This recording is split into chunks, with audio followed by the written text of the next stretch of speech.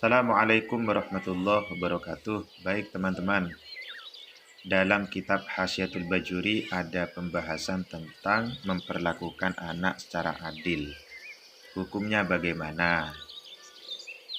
Dalam Bajuri juz 2 halaman 51 ada pembahasan, ada redaksi yusannu lil walidih wa in ala al-adlu fi atiyati auladihi. Sunnah bagi orang tua sampai ke atas, bagi nenek ataupun bagi kakek, al-adlu, berlaku adil, fi atiyati auladihi, dalam hal memberikan kepada anak-anaknya. Contohnya bi ayyusawiyah bainad dzukur wal inathi fiha, menyamaratakan pemberian antara anak laki-laki dan anak perempuan. Ini konteksnya pemberian, bukan waris. Jadi sunnah diperlakukan secara adil dalam hal pemberian.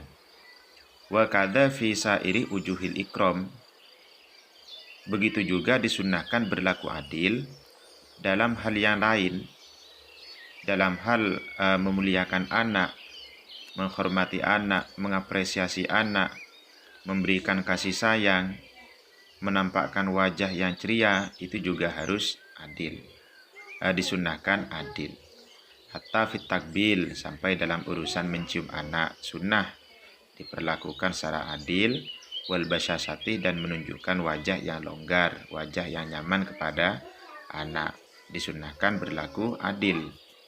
Li khabaril Bukhari, karena ada hadis riwayat Imam Bukhari, ittaqullaha, takutlah kalian kepada Allah, wa'dilu baina auladikum, dan berlaku adillah kalian di antara anak-anak kalian.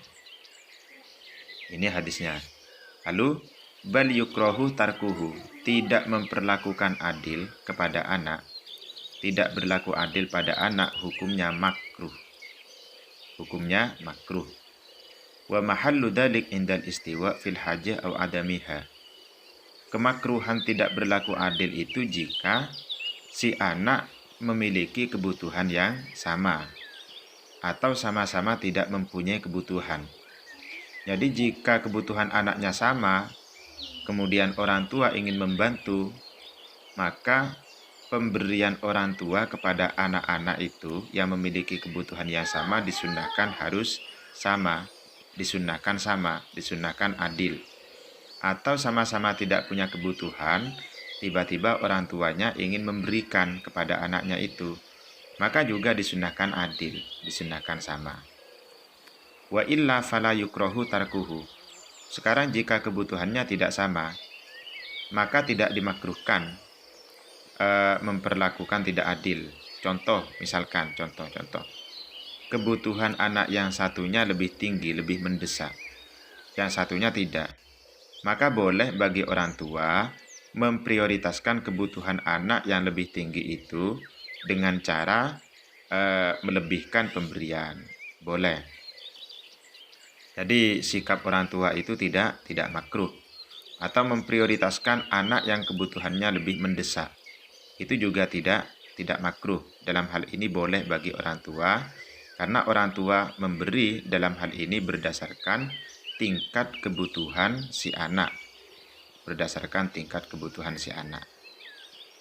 Jadi cara ini juga pernah dilakukan oleh para sahabat ya. Ada sebagian sahabat yang melebihkan sebagian anak-anaknya, seperti sahabat Abu Bakar As-Siddiq yang memprioritaskan Sayyidah Aisyah, yaitu berdasarkan kebutuhan-kebutuhan itu.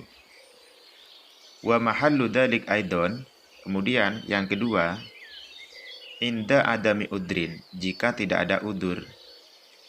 Jika ada udur, contohnya kaukukin, anaknya tidak berbakti, anaknya menyakiti orang tuanya, maka orang tua tidak makruh seandainya tidak memperlakukan adil. Tidak makruh dalam hal ini. Karena kenapa? Anaknya ukuk, dia tidak berbakti, dia menyakiti orang tua. Bahkan seandainya ukukul walidain si anak, tidak berbaktinya si anak, ini bisa dihentikan dengan cara orang tua memberikan sikap yang berbeda kepada anak, maka itu justru dianjurkan. yang tujuannya untuk memberhentikan perilaku si anak yang menyakiti orang tua. Ini masuk kepada hukukul walidain itu apa?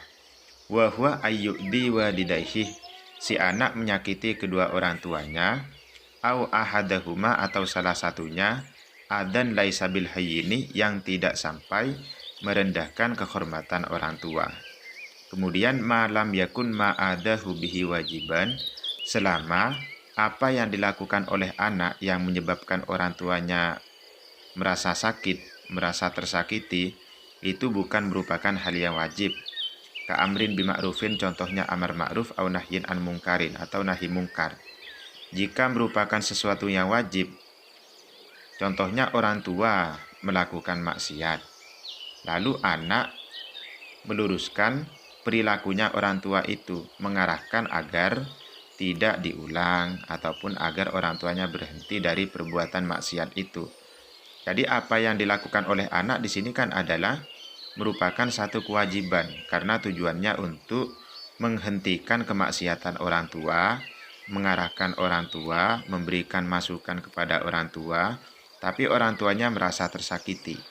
Nah, ini tidak disebut sebagai hukukul walidain. Anak tidak disebut sebagai anak yang durhaka, karena anak dalam hal ini melakukan perbuatan yang wajib, melakukan perbuatan yang benar.